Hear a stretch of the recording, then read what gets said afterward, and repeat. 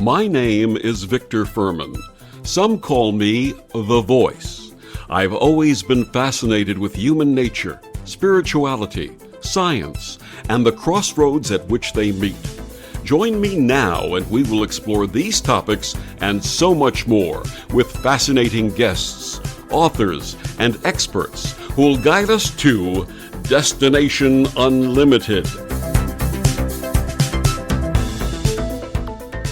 The suffering we live through our earthly experience entices us to search for more and engages us on a path to discover that there is more to life.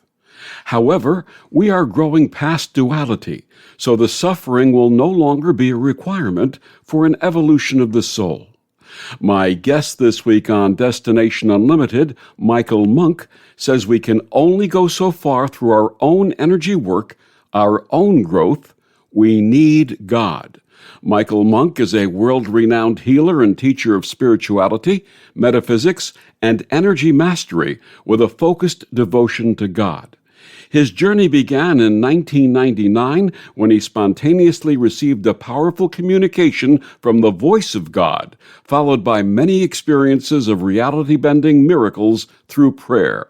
His website is michaelmonk.bio, and he joins me this week to share his path. Please join me in welcoming to Destination Unlimited, Michael Monk. Welcome, Michael. Victor, thanks for having me. Glad to be here. Michael, please share with our listeners your early path prior to your spiritual awakening in 1999. Well, I was just a regular guy. I owned a business. I was focused on material things. I really wasn't seeking in any way. I was raised religious. I was actually brought up in the Mormon faith, but I dropped out of that in my teen years. So my spiritual awakening was very spontaneous. It happened to me. I didn't seek it. And prior to 1999, what was your understanding and relationship with God, as well as the workings of divine energy? Well, I had no idea what divine energy was or energy in general. And as far as God, I only had like a biblical, traditional, church-like understanding of God. And I can't even really say that I was a believer or anything. I didn't have any experiences or anything. I wasn't much into the religion. Why were the things of the Bible and the church that you had grown up not sufficient to get you on the path?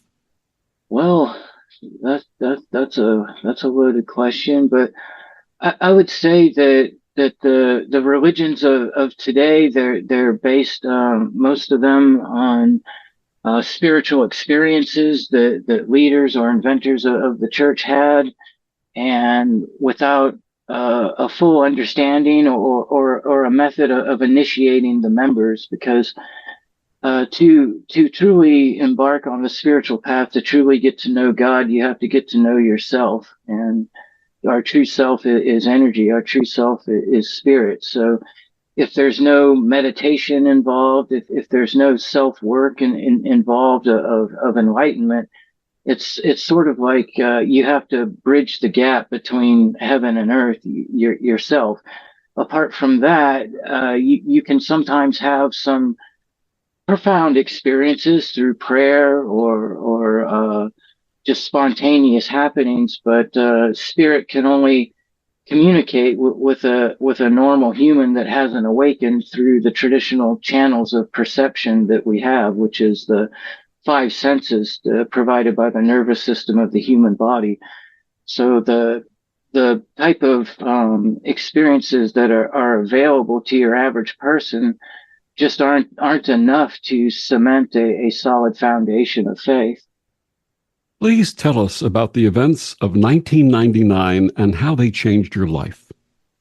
Well, I was watching a movie, a comedy movie, and just laughing and having a good time with my brother. So once again, I wasn't seeking, when all of a sudden I felt this very powerful and profound energy, even though I didn't know what energy was. It descended into my head through the top of my head, what I've come to know as the crown chakra.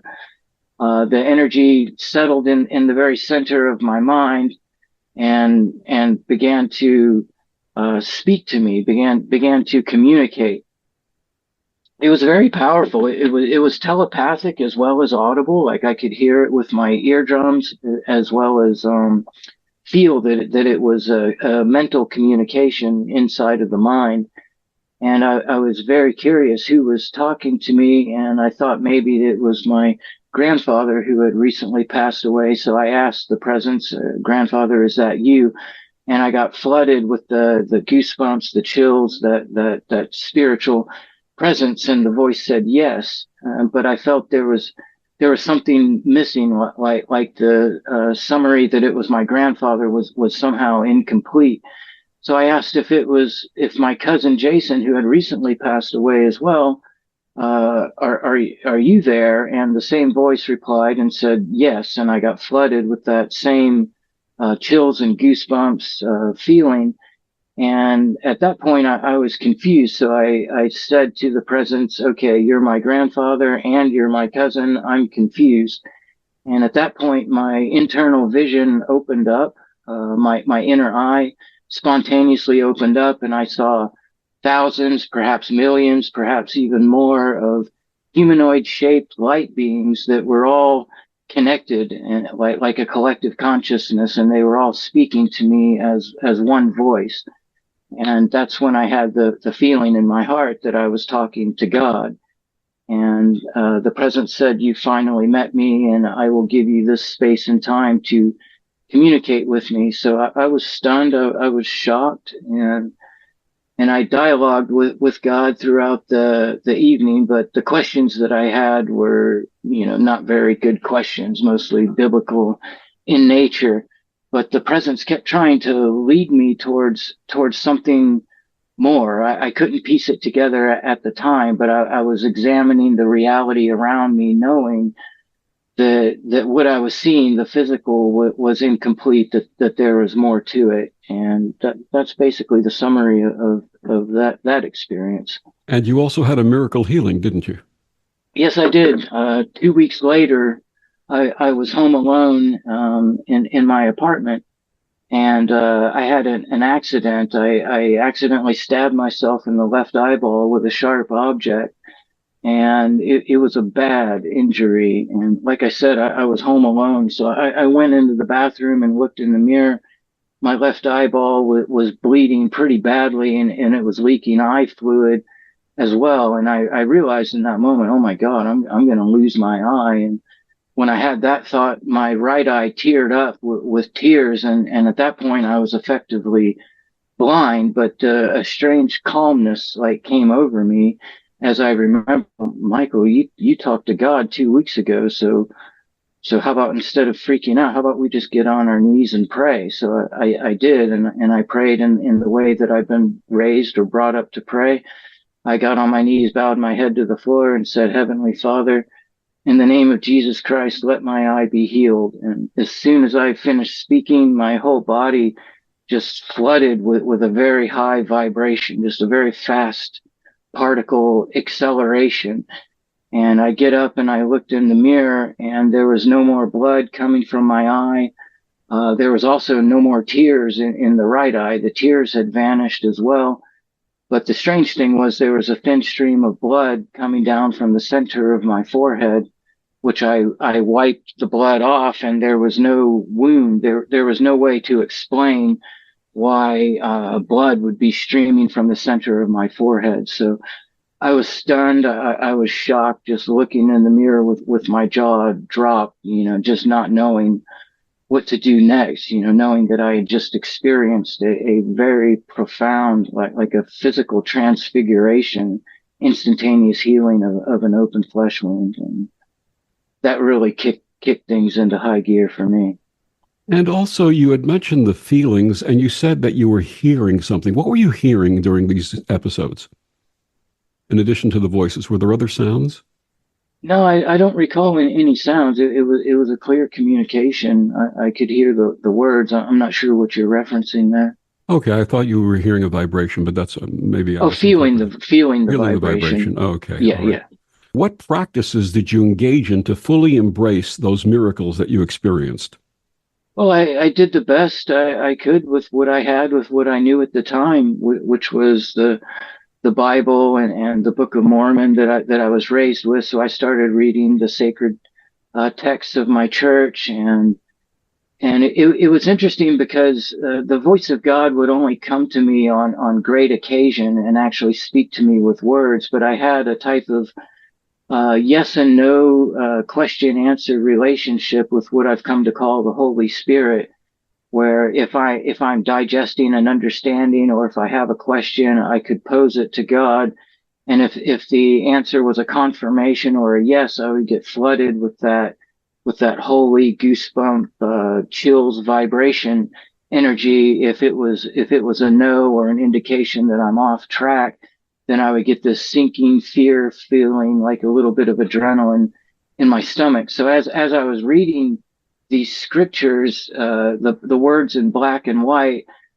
different meanings were coming to me that were outside the norm of what they teach in any church. Like the translation of the scriptures was more encompassing of what we understand in spirituality. Like I came to understand that reincarnation was real, that energy was real, and all sorts of other things that are not traditionally taught inside of the church, and you know, common understandings from reading the Bible. So I would pose this knowledge, this wisdom that I was being given to the church elders, and of course they rejected it. But I knew in my heart, in my deep heart, that what I was being shown, what I was witnessing, you know, especially coupled with the prayer miracles, which there was several, you know, not just the eye miracle. I found enough faith and enough courage to say, okay, the answers aren't in the church, the answers aren't in the Bible. I'm going to trust this relationship that I have with God, and embark on my own journey of understanding these things. What happened in 2008, and how did this awaken you to the nature of energy? Well, 2008 was probably the most profound of all of the experiences that were gifted to me. It had been several years since I had focused on these things, because it was commonly held amongst my family and my close friends that I had lost my mind, and that I was, you know, on this dangerous path, psychologically speaking, and that I needed to focus on my physical life and get my act together. So from like 2005 to 2008, I was just very physically focused. I wasn't doing the journey anymore. When all of a sudden, all of this stuff started going around about the year 2012, and I felt something as I thought about 2012. I felt something there from the presence of the Holy Spirit, and so I started watching, you know, podcasts, and just seeing what's out there, you know, on search engines. By researching 2012, I came across David Wilcock, and he talked about the law of one. He was always quoting this book that he'd read called The Law of One. So I accessed that book online and began reading it, and I was pretty shocked, because I was getting very, very powerful and profound confirmations from the Holy Spirit as I'm reading this channeled text that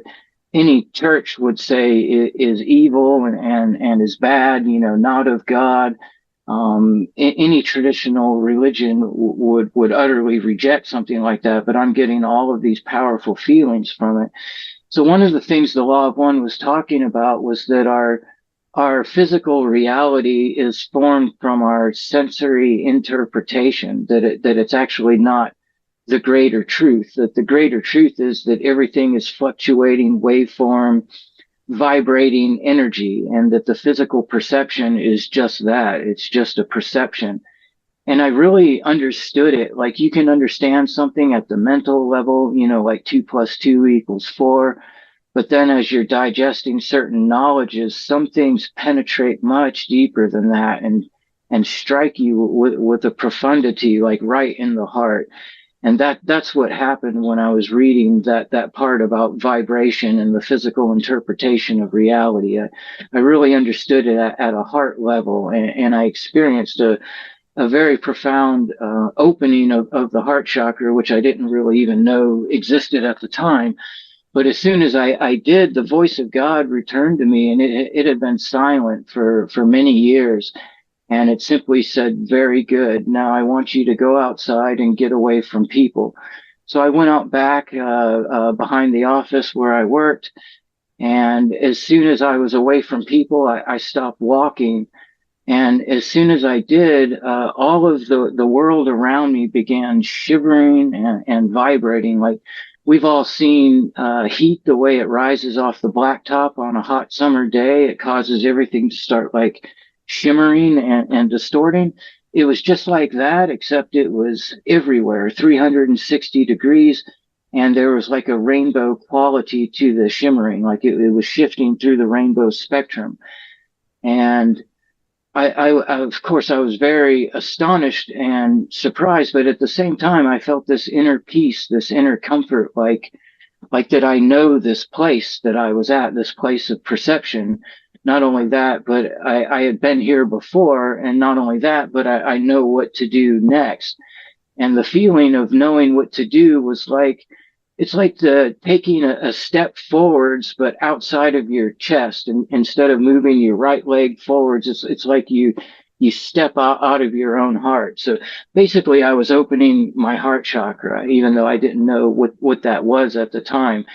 And when I did that, my body began to do the same thing as the world around me was doing. My body began to disappear, and in its place was this shifting, fluctuating, shimmering rainbow light, and it was ecstatic. It was amazing to feel. I remember looking down. I could see through my legs to the pavement beneath. I could see through my body.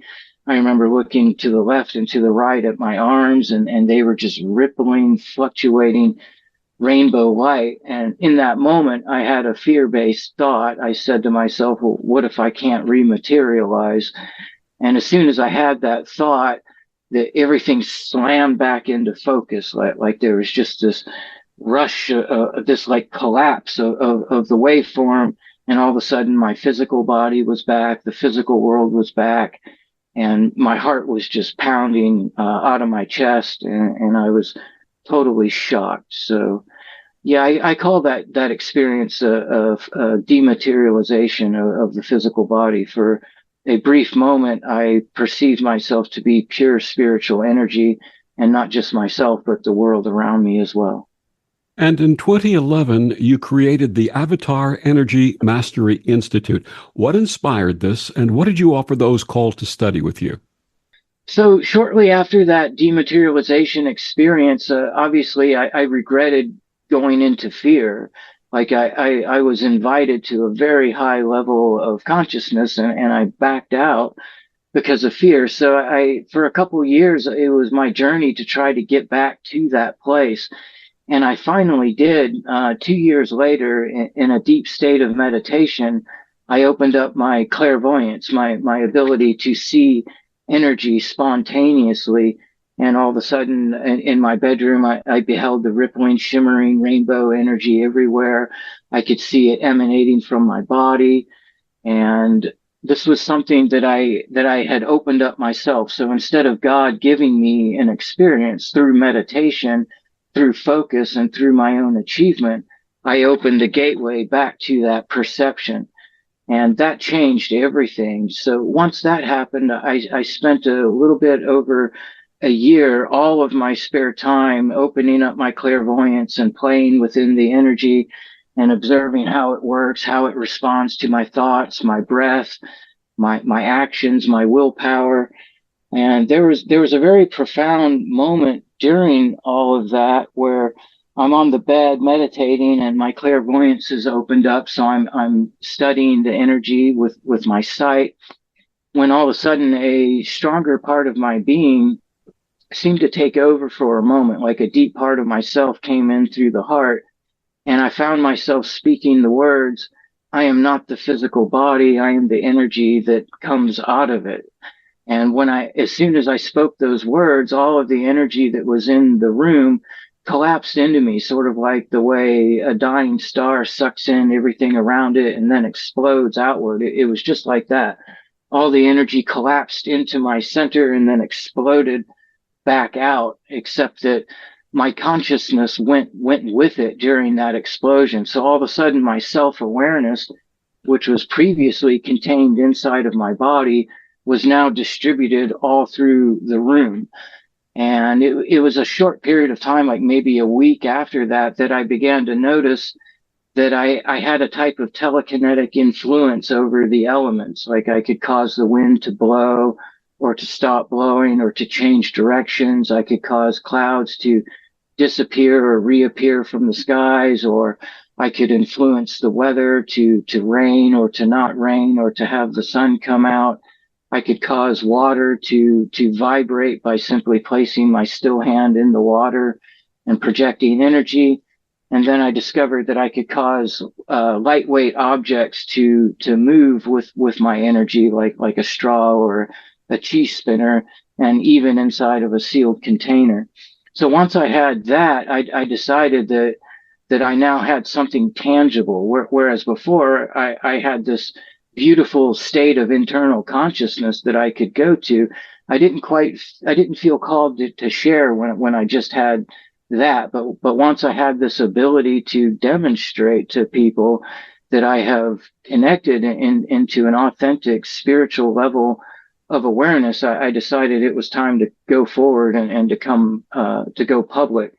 So I had my first interview, which was on Project Camelot, and knowing that interview was coming up, I wanted to have something to fall back on, a place to lead people to share my teachings. And that's when I came up with the idea for the Avatar Energy Mastery Institute. So, and in the time leading up to the interview, I pieced together the framework for all of my teachings, which is separated into 7 different lessons, divided between awakening level, advanced level, and mastery level. So I pieced together a program for a person to go from a complete physical, regular level awareness, like maybe never had a spiritual experience before, never traveled out of the body, can't see energy, just your regular 3D human experience, how to take a person from that all the way to the type of consciousness that I was experiencing, which was an energetic experience of everything, and the ability to not just have the experience, but to demonstrate to other people through projection of energy that what you're connected to was real. So that's when I formally released the Avatar Energy Mastery Institute, was during the Project Camelot interview in 2011. And we're going to continue with your path in the next segment. My guest is Michael Monk.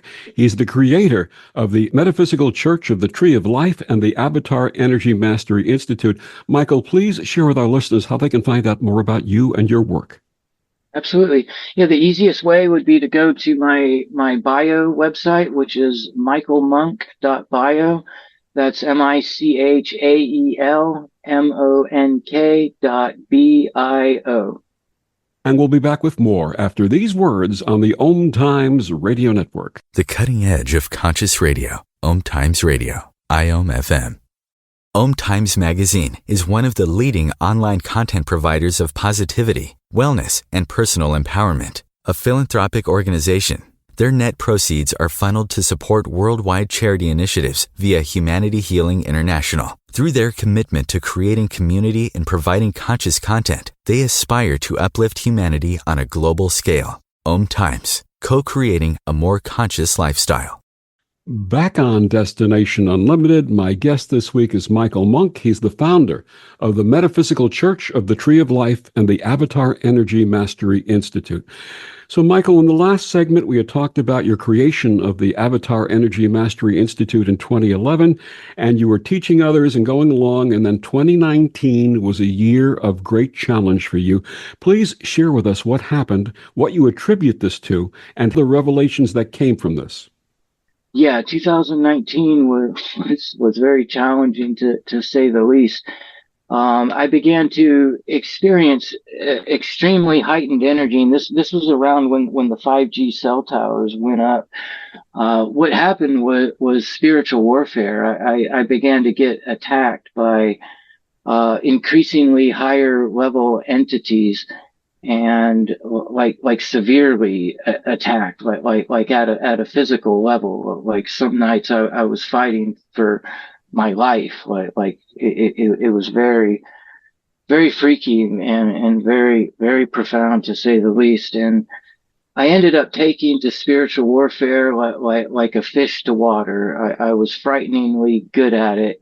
And so as I would defeat one presence after another, somebody higher up within this evil hierarchy would initiate an attack. And this went on for a good like 4 or 5 months. And needless to say, I lost my, well, for lack of a better word, I lost my sanity. I lost my ability to relate or properly interact with other people who were not going through this experience.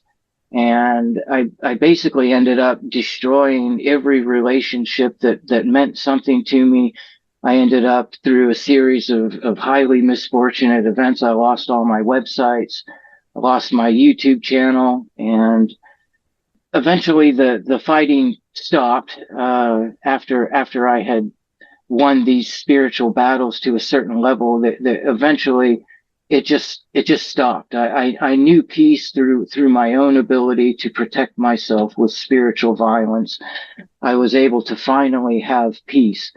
Once I had this peace established, the presence of God came back into me, which was astounding. You know, during this time of spiritual warfare, I had fully devoted myself to a more of a new age concept that God is only inside, and that we are God. So I was holding within myself this idea that I am God, and that I am everything, and that I myself exclusively am creating all of this. So once the spiritual warfare was done, the presence of God came back to me and shared the Holy Spirit, and offered immediate forgiveness, for lack of a better word. But it was more like just a return of a parental love, and a great understanding and a caring for what I went through. And God offered me the tree of life, what I've come to call the tree of life, which God showed me that if I would be willing to devote 100% of my humanity, my ego consciousness, and my energy mastery to having this loving relationship with God, like, to put it plain and simple, God was asking me to devote all of my mind, my energy, and my presence to sharing love with God in the moment, and love being the most powerful force in the universe. For this, God was going to give me the tree of life, which I was shown was a spiritual circuitry, like pathways, like to experience the physical reality. We have the nervous system of the human body. And because of our spiritual embodiment inside of the nervous system, we're able to interpret energy through the five senses, which gives us this physical three-dimensional world, which is actually formed of energy, formed of spirit, like everything else. Well, what God showed me he was going to manifest within me was a new matrix, a new set of circuitry that would be built through my love, through my devotion to loving God. I would have enough presence of God inside of me to where God could begin to alter these circuits within my body, and provide a new framework for my consciousness to house itself in, instead of being anchored primarily in the nervous system of the human body. And I agreed right away, and it felt right. It felt true. It felt correct inside of my heart. And I had no fear. And so for the last 5 years, that's what I've been devoting all of myself to, is to love God, to love our creator in this moment, in this here, and in this now. And when you do that to a sufficient level, the presence of God manifests internally within yourself sufficiently to where it can begin to change your circuitry, to begin to create these new pathways for you to embody. So it was a very short period of time, like 6 months, that I healed from all of the insanity, that I came out of my violent framework, healed from my PTSD, and became the person that I am now, just full of love and patience. And the tree of life changes everything, but that's another topic for another question. But I was able to heal my relationships, at least the most important ones that I had damaged, and get back a semblance of a sane life. And so for the next 4 years from that, I devoted myself entirely. Like my goal, my mission of each day was to love God as much as I could in each moment, to be in a state of consciousness that I call communion, which is an openness like prayer, but it's with extrasensory perception. So it's a devotion of all of one's energy mastery, of all of one's expanded consciousness, to providing space within a loving space for God to dwell. And as you do this, you begin to embody the tree of life, and everything changes. You find yourself with this great sense of patience, this great sense of understanding, for others that might not understand you or be where you're at. Your emotional structure changes. Like, I still feel the human emotions, but they're like at a reduced volume, like a 30% volume. And on top of these are what I call celestial emotions, which you can't even describe with English words. I can't even use words to describe these emotions, but it feels like a network of stars, like my own private little constellation of stars that are inside and outside of my body, like these magnificent little chakra points, little diamond points of resonance that are constantly supplying me with a stream of celestial level feelings and emotions. And these have the volume turned up. So I can still feel sadness or fear, or even the positive spectrum of the human emotional tree. But my primary emotions are now celestial, come from this nexus. And I ended up creating the Metaphysical Church of the Tree of Life as a system of understanding for people to pair with their energy mastery training, to obtain this state of consciousness that is available when you're willing to devote yourself to loving God. Let's discuss some of your teachings. How may we amplify our energy practice with prayer? Well, before you engage in your energy practice, if you devote your practice to enhancing your relationship with God, and you start it with a prayer, then God will be present with you during your session of energy. So one of the primary lessons that I teach in Avatar Energy Mastery, lesson 1, is how to develop the sensitivity of your sensory nerves so that you can begin to physically sense energy. And we do this with our hands, by projecting energy out of our hands, caressing them over the physical body, like a few inches away. You slowly comb through your whole body structure with your hands projecting energy. So if you do this on your own, like with just your own consciousness, your own willpower, then you have the energy that is available of your own soul, your own spirit, which can be pretty significant. It can be pretty profound. But it is limited in comparison to where, when you devote the practice to increasing your communion with God and you initiate with a prayer, then God will be present with you during your meditation, during your focus exercise, and it will be massively amplified by the Holy Spirit. So whatever you were able to feel on your own gets amplified in collective consciousness, in collective union. it's very much like flames of a candle. Like if you have two candle flames, like let's say God is a giant candle flame, and we're this small little candle flame. So on your own, you can do quite a bit with your own little flame, but if you're willing to open up to the greater presence of the Creator, then God's candle will merge with your candle, and the two flames come together and become a single flame of a much greater size. That's what it's like when you use prayer to enhance your practices of energy mastery.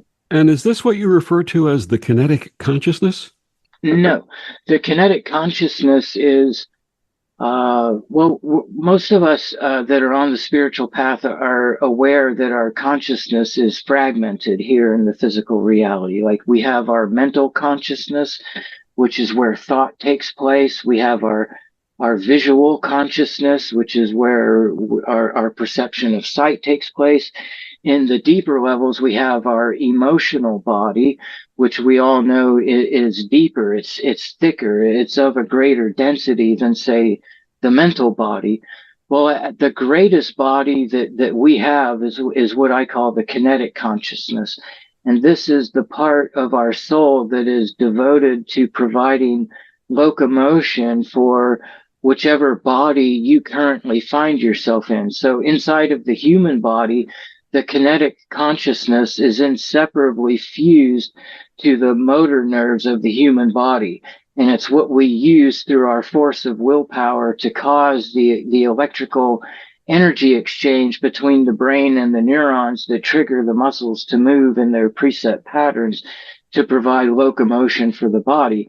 But if we're having an astral projection and we're out of our body, our kinetic consciousness is now anchored to our energetic, to our spiritual form, and now propels that. But no matter which body you currently find yourself in, your kinetic consciousness will always be the deepest, most anchored, most centered, strongest, most rooted part of yourself, because providing locomotion for your body requires the most force of will. It requires the most effort. So for all of us that are engaged in this path of spiritualizing or energizing all of these different bodies, I found that the kinetic consciousness has been overlooked. Like with most meditation practices, we end up freezing the body into one place so that we can become more sensitive or more aware of the astral body. Well, at higher levels of engaging in this energetic practice, we begin to fuse the kinetic consciousness with the energetic body. And this, I believe, is the pathway for us to finally achieve true energetic freedom from our physical perception, because the kinetic consciousness is actually powerful enough. It's actually strong enough to channel sufficient energy to begin to overcome the molecular structure of the body, to begin to experience the body, the physical body, the so-called physical body, in a spiritual way. Because let us remember that our physical interpretation of reality is force-fed through us, to us through the nervous system of the human body. So every bit of data, sensory data that we have that tells us that we are this big, heavy body of water and muscle and tissue and these heavy and cumbersome bones, these are all just electrical activity that our brain is decoding. It's not the actual truth. The actual truth that we know, even from a scientific level, is that the physical body is an energetic body like everything else. It's formed of millions or even billions of these tiny particles that we know of as atoms, and they aren't even touching each other. They aren't even, that one atom doesn't even touch another atom. So what our physical body truly is a highly compressed, compacted, very great density of vibrating spiritual particles. And that's how you begin to experience the physical body when you engage the kinetic consciousness coupled with communion with God through the energetic principles of combining prayer with your practice of energy. So one of the primary things that I teach in the metaphysical church is how to enter into a state of communion combined with your expansion of soul through extrasensory perception and expansion of consciousness. How to combine that with sacred movements by engaging the kinetic consciousness. So it's like a beautiful dance of the soul where you slowly learn to engage this deeply anchored, most powerful part of yourself and to energize it to where the normal movements that used to just propel your physical body will now propel energetically as well. And we'll talk more about energy exercises in the next segment. My guest is Michael Monk. He's the creator of the Metaphysical Church of the Tree of Life and the Avatar Energy Mastery Institute. We'll be back after these words on the Om Times Radio Network. Humanity Healing International is a small nonprofit with a big dream. Since 2007, HHI has been working tirelessly to bring help to communities with little or no hope. Our projects are not broad mandates, nor are they overnight solutions, but they bring the reassurance that no one is alone and that someone cares. To learn more, please visit humanityhealing.org. Humanity Healing is where your heart is. Hello, I'm Sandy Sedgbeer, host of Om Times Magazine's flagship radio show, What is Going On? My passion is sifting through information, research, and innovations from new thought teachers, speakers, and researchers, pushing back the boundaries of what we know about life, energy, metaphysics, and the universe. I love shifting perceptions about who we are, why we're here, and how quickly impossible becomes normal when we open our minds, expand our awareness, and accept that the only limits that exist are those we place upon ourselves. So if you're the kind of forward-thinking, eager investigator of what lies beyond the current reality that most perceive, why not make a date to come play with me in the field of possibilities at 4 p.m. Pacific Time, 7 p.m. Eastern Time every Thursday, and together we can discover what's really going on. If I could be you, and you could be me, for just 1 hour. If you could find a way to get inside each other's mind. Walk a mile in my shoes. Walk a mile in my shoes. Walk a mile in my shoes. We've all felt left out. And for some, that feeling lasts more than a moment. We can change that. Learn how at belongingbeginswithus.org. Brought to you by the Ad Council. Walk a mile in my shoes. Hi, this is Bill Maher. I can find humor in almost anything, but one thing I never laugh about is cruelty to animals. If you don't get the joke either, write People for the Ethical Treatment of Animals, 501 Front Street, Norfolk, Virginia, 23510. Back on Destination Unlimited, my guest this week is Michael Monk. He's the creator of the Metaphysical Church of the Tree of Life and the Avatar Energy Mastery Institute. Michael, what are the benefits of energy exercise? Well, I could write a whole book on that. So let me try to compress that. The primary benefit, or one of the primary benefits, is a remembrance of who and what you truly are. You are energy. You are spirit. That is the part of you that is eternal. You are pure consciousness that expresses itself as radiant spiritual energy. Your spirit through the process of incarnation has fused itself to the electrical system of the human body, so much so that it forgot the place of energy, the place of spirit that it came from. So one of the great benefits is a remembrance of the truth of who and what you are. The part of you that is eternal is not the physical perception, but the spiritual perception. So by doing these exercises, you begin to not only realize your spiritual presence within the human body, but you begin to travel out of body into other dimensions. You begin to have out of body experiences, which is amazing. I've had thousands of them, and I teach techniques for my students to do the same. But as you begin to travel out of the body and have these amazing experiences and dimensions of energy where we are less limited, like you can fly, you can shapeshift, you can walk through walls, you can time travel, you can experience the biblical level amazing things. And then when you return to your body, it's so much easier to live your physical life because you don't feel like this is all that is. Like you know for a fact through your direct spiritual experience that you are a multidimensional being and that you have many, many, many lives all simultaneously in these other dimensions and in these other areas of energetic presence. So it allows you to have a whole different perspective on your physical life. It makes living your daily life that much easier knowing these things. And then there's the fruit hanging at the end of the tree of life, which I'm still working towards, but I believe with all of my heart that humanity, that we will one day overcome our physical state. Like we will spiritually transform our physical experience into a spiritual experience, which is what I call the true ascension, is when we're able to overcome our physical bodies with spirit to begin to experience the reality that we're in now as a spiritual reality and not a physical reality. So the fruits are just endless from doing all this, but you'll experience increased health, increased healing. If you think about what the point of life is, we live to feel. That's what we do. We live to feel.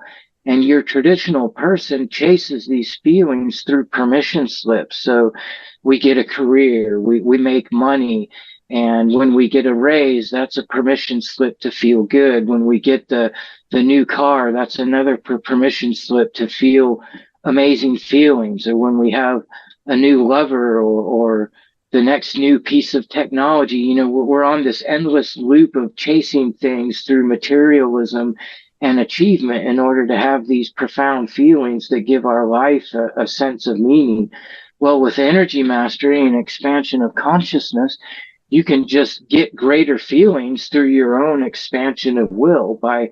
By doing simple energy practices, we can expand beyond the skin of our body and into the air around us and actually embody the air and know ourselves as actually being the air, and not just the air, but the sunlight that streams through the air. Like everybody knows what sunlight feels against the skin of the body, but how many people know what it feels like to actually be that sunlight, to actually be the air and to have the sunlight streaming through you, to embody the particles of the air and to feel what they feel as the sunlight illuminates them, to project your consciousness down underneath the earth, to feel the rich soil, the blades of grass, the rocks, to place your hand on a tree, to flow out of your body and into the tree and actually embody the tree, to feel the sunlight shining all over your leaves, to feel your roots going deep under the ground. With expansion of consciousness and energy mastery, there is a plethora of higher feelings that you can feel anytime through a simple expansion of consciousness. So it allows us to depart from materialism and achievement in terms of increasing our feelings to give our life a sense of deeper meaning and purpose. How may we move from resistance to spiritual flow? Well, by slowing down. Slowing down is how you speed up, by slowing down the mind. There's many different ways that it can be done, but I would have to say that the slowing down is the big one. This is what I separate between meditation and focus. Meditation and focus are the two primary ways that we can increase our energetic perception. So meditation is much easier than focus. What I call meditation is when you slow the mind down and you detach. So in meditation, we're seeking to lower our brain waves from beta down into alpha and eventually down into theta and into delta.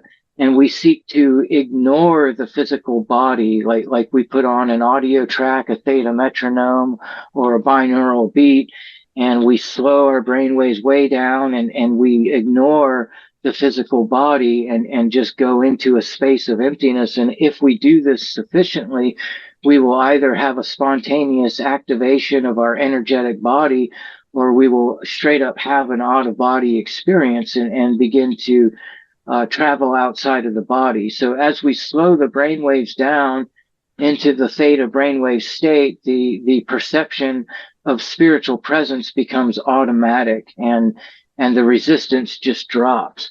The other way, what I call focus, is the other half of the exercises that I teach are based in this idea of focus, which is the opposite of meditation. So with focus, you would say place your awareness on your hands, and your hands alone. You subtract awareness from other places and put all of your focus into your hands, observing the physical with a hyper level of awareness. As you do this, your brain waves increase. They move out of beta and into gamma brain waves, and you begin to notice energetic presence within the physical. So by doing meditation, we can slow down and feel the spiritual presence, our astral body, which is actually what is driving our physical body. But through focus, we can begin to bring our astral presence into the physical itself. We can begin to penetrate the physical atoms and molecules themselves and begin to energize our physical body. So these are the two primary ways that we can begin to sense energy. And I have a whole host of exercises that are in both of those categories. You say that we are all one and that separation is not the truth of the soul. Please explain. Yes. So we all come from God. My understanding of God through all of this, through all of my experiences is totally outside of religious norms. I have come to know and to understand that God is a consciousness. God is the supreme consciousness. The consciousness of God knows itself as being every single one of us simultaneously. We live, we breathe, we move, we think, and we feel within the mind and within the body of God. This whole universe exists in the mind and the body of God. So I've come to understand through direct experience that we are literal fragments or pieces of God. The way God creates is by projecting a part of itself outside of itself and placing a veil over it so that this piece of God does not remember that it is from God, that it actually is God. And because of that veil that we all have, we begin to grow in what we call individuality. So this 3D Earth experience has been a deep dive into our individualization. We're born separated from our spirit. We're born separated from God. We're born into a world that we are separated from. Like our sense of self in the traditional 3D experience ends at the skin of the body. Anything outside of the skin of the body, we say that's not the self, that's the world that we live in. Well, as you begin to expand consciousness and reconnect to your authentic spirit, you very quickly discover that there are no barriers to spirit, that spirit can expand or contract with a simple force of will. So with a simple flexation of your willpower, you can expand your consciousness to know yourself as being the reality that surrounds you, as well as being your own self. If you're in proximity with another person, you can expand your spiritual presence to go inside of their body and be in your body and their body at the same time. So by having a mass repeat of this experience, I realized that my individual consciousness can expand into collective consciousness, and I can know myself as being more than just myself. So the idea that we are all separated from each other, from the world around us, and separated from God has been sensory data that has been force-fed to us through the electrical system. But in our true spiritual state, we can expand our consciousness at will. The only barrier that separates one being from another within the mind and body of God in the true spiritual state is arbitrary. It's a mental barrier alone. So through lots of direct experience, I have discovered that we are all indeed fragments or aspects of God itself, and each one of us is capable of expanding our consciousness back into oneness with the world around us, oneness with each other, and ultimately oneness with our Creator. And that's what I call going back to God. My guest, Michael Monk, creator of the Metaphysical Church of the Tree of Life and the Avatar Energy Mastery Institute. Michael, one more time, please share with our listeners where they can find out more about you and your work. Sure. The best place to go to see both sides of the coin, the Avatar Energy Mastery Institute and the Metaphysical Church, is my bio site, which is michaelmonk.bio, michaelmonk.bio.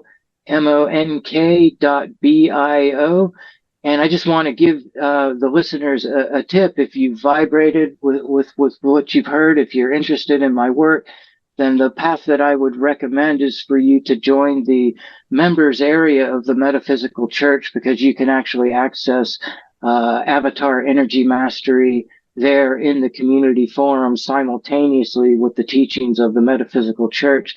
And it's all for a monthly donation of your own choosing. Michael, thank you so much for joining us and sharing your experience and wisdom. It's been an honor, Victor, and I look forward to talking to you again sometime. And thank you for joining us on Destination Unlimited. I'm Victor, the Voice Furman. Have a wonderful week.